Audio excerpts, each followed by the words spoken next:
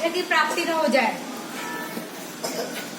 अगर मैं अपनी बात करूं तो मैंने अपना लक्ष्य विद्यार्थी जीवन में ही निर्धारित कर लिया था। मैं अपने स्कूल टाइम से ही मैंने सोच लिया था कि मुझे जज ही बनना है। जब मैं 11th और 12th में थी तब बहुत लोगों ने मुझसे कहा कि अभी उस वक्त इंजीनियर का और मेडिकल फील्ड का बहुत ज्यादा क्रेज था। सभी लोग बीटेक कर रहे थे और एमबीबीएस जाना चाहते थे, तो मेरा फील्ड बिल्कुल अलग था। तो मुझसे सब लोगों ने कहा था कि ये तो बिल्कुल अलग फील्ड है, आप कहाँ यहाँ जा रहे हो, आपको नहीं पता आपका क्या भविष्य होगा। लेकिन मुझे अपने लक्ष्य पे पूरा भरोसा था उस वक्त भी और आज भी कि मैं जरूर इस लक्ष्य को प्राप्त करूंगी। और मैं आपको बताना चाहती हूँ कि ये मेरा फर्स्ट अटेम्प्ट था और फर्स्ट अटेम्प्ट में ही मेरा आरजेएस क्लियर हुआ है। ताली बजाओ सब बच्चे।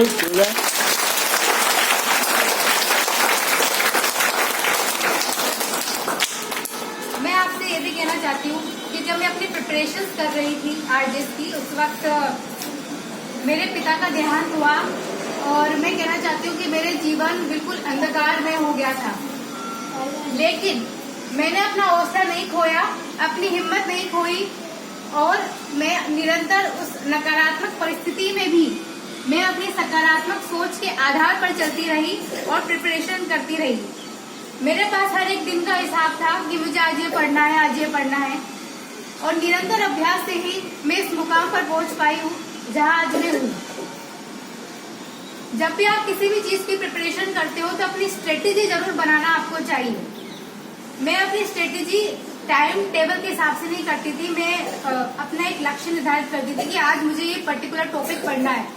अब उसमें पूरी रात लग रही है तो लग रही है, लेकिन मुझे वो टॉपिक आज पूरा करना है तो पूरा करना ही है।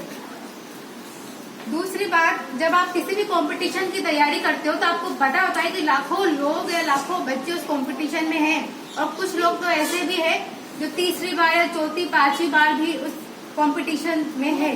तो आपको उन सबसे कॉम्पीट करना है। तो ये हमेशा अपने दिमाग में रखें कि इतने लोग हैं और मुझे वो एक पर्टिकुलर सीट चाहिए, मुझे वो उस पे अपना नंबर लाना है। तो उसके लिए आपको निरंतर प्रगतिशील होना होगा और निरंतर अभ्यास करना पड़ेगा, और उसके लिए आपको उसी ट्रैक पे जाना बहुत जरूरी है। जब तक आप ट्रैक पे नहीं चलेंगे तब तक आपको पता नहीं चलेगा कि आप कहाँ जा रहे हो। दूसरी बात, जब भी हम कंपटीशन करते हैं तो अपना माइंड एक्टिव रखना बहुत जरूरी है। मैं आप सभी बच्चों से कहना चाहती हूँ कि अपनी कोई हॉबी डेवलप जरूर करिए, ताकि जब भी आपको लगे कि अभी थोड़ा पढ़ने का मन नहीं हो रहा है तो आप उस हॉबी को कर पाए, जिससे आपका मन एक्टिव रहे। साथ में ये भी मुझे लगता है कि बच्चों को एक्स्ट्रा करिकुलर एक्टिविटीज में पार्टिसिपेट करना चाहिए। ज्ञान के साथ साथ अगर आप एक्स्ट्रा करिकुलर एक्टिविटीज में पार्टिसिपेट करेंगे तो इससे आपका हौसला भी बढ़ेगा और आपका कॉन्फिडेंस भी बढ़ेगा, क्योंकि कॉन्फिडेंस इज द की। आप किसी भी फील्ड में जा रहे हो, कॉन्फिडेंस बहुत ज्यादा आवश्यक होता है। दूसरी बात मैं कहना चाहती हूँ कि जब मैं आपकी तरह विद्यार्थी थी तो कई बार मैं चीजें रटने लग जाती थी। आप भी रटते होंगे, ये नॉर्मल है, लेकिन मैं कहना चाहती हूँ कि रटो मत, उस चीजों को समझो। जो भी आपका लेसन है, जो भी आपका चैप्टर्स है, उनको समझो और समझ के पढ़ो। इससे आपकी एक हैबिट डेवलप होगी और आगे में जब आप चाहे कॉलेज में जाओगे या कंपटीशन की तैयारी करोगे तो आपको पढ़ने में बहुत आसानी होगी। दूसरी बात मैं कहना चाहती हूँ कि आंसर राइटिंग की भी आप प्रैक्टिस क्या करो, क्योंकि आंसर को लिखना भी एक आर्ट है, ये एक कला है।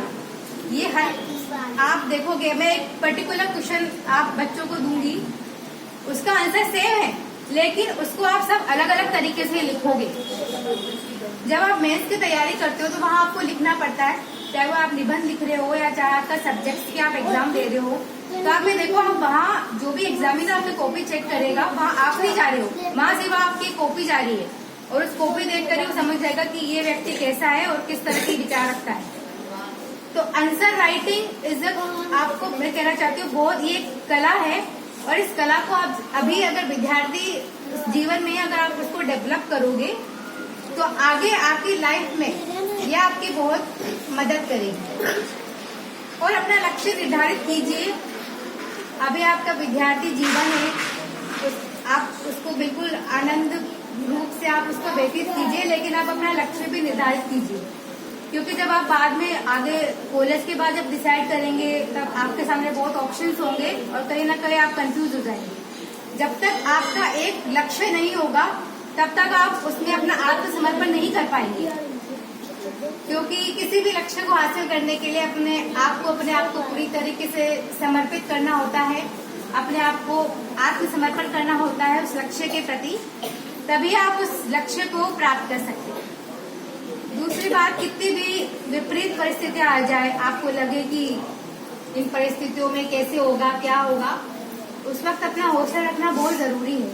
जब आप हौसला रखेंगे ना और हिम्मत नहीं खोएंगे ना अपनी, तो जरूर आप अपने लक्ष्य को प्राप्त करेंगे। इसी के साथ